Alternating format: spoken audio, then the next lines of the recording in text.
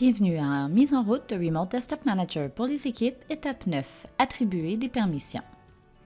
Comme expliqué dans les vidéos précédentes, les rôles et les dossiers de premier niveau sont très importants dans RDM, parce que les permissions, les identifiants, peuvent être hérités par les dossiers enfants.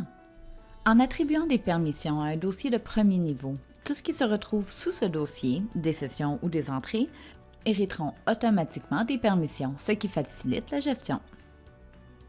Le contrôle d'accès basé sur les rôles de RDM permet de créer un système granulaire de protection très flexible. Voici comment le tout fonctionne.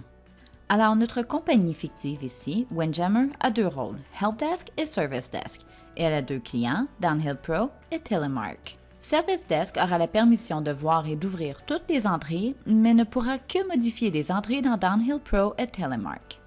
Helpdesk, lui, aura la permission de voir et d'ouvrir les entrées dans Downhill Pro et Telemark, mais ne pourra pas ajouter d'entrées ou les modifier.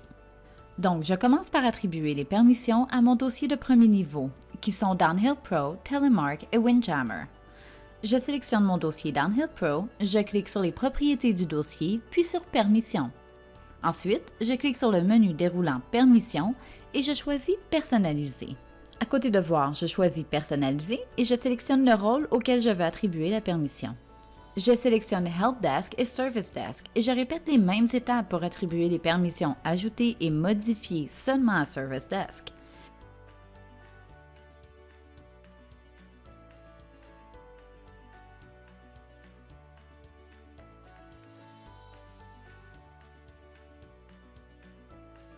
Je laisse la permission supprimée à jamais parce que je veux m'assurer que personne ne peut supprimer. Avec cet ensemble de permissions, les utilisateurs de Service Desk pourront ouvrir, ajouter et modifier toutes les entrées dans le dossier Downhill Pro. Et les utilisateurs d'Helpdesk pourront voir toutes les entrées dans le dossier Downhill Pro sans toutefois en ajouter ou les modifier. Passons maintenant au dossier Telemark.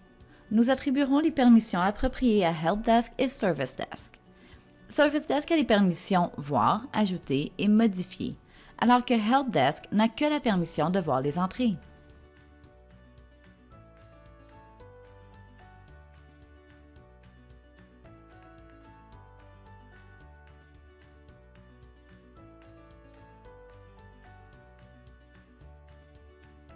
Finalement, pour le dossier Windjammer, nous attribuerons seulement la permission de voir à Service Desk, car nous voulons qu'ils puissent utiliser les entrées contenues dans le dossier de premier niveau. Par contre, ils ne pourront pas ajouter ou modifier quoi que ce soit, alors nous laissons les permissions ajouter, modifier et supprimer à jamais.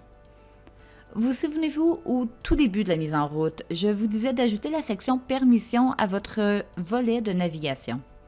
Vous voyez, c'est la colonne de permissions qui s'affiche ici. En un coup d'œil, vous pouvez savoir quels rôles ont des permissions sous quel dossier. Regardons maintenant le résultat final de ces permissions. Voici ce que les membres de Service Desk voient. Ils ont la permission de voir et d'ouvrir les entrées, mais peuvent seulement modifier les entrées contenues dans le dossier Downhill Pro et Telemark.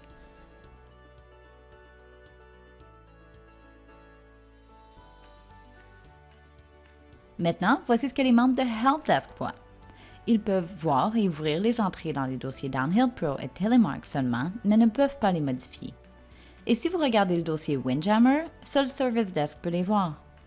Alors voilà, les permissions étant maintenant configurées, vous êtes prêt à importer vos données dans la dernière étape.